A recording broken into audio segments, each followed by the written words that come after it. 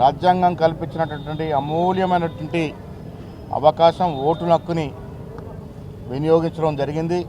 2.5 గంటల్లో జరిగిన ఓట్ల శాతం చూస్తే కొంచెం తక్కువగా ఉంది.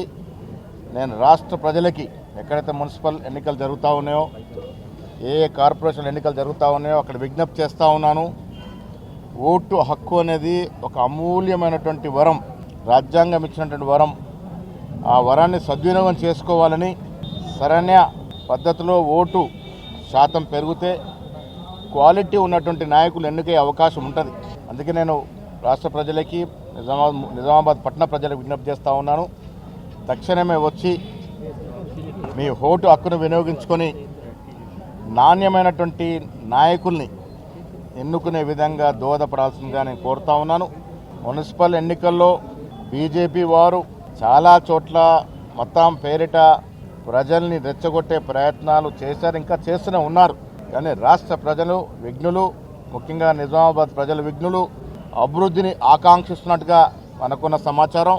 కాబట్టి ఈ రాష్ట్రంలో జరుగుతున్నటువంటి మున్సిపల్స్లో 90% వరకు కాంగ్రెస్ పార్టీ గెలుచుకుంటూ ఉంటుంది. నిజామాబాద్ పట్టణం కూడా కాంగ్రెస్ కైవసం చేసుకొని మేయర్ జెండా, కాంగ్రెస్ జెండా ఎగరవేస్తాం.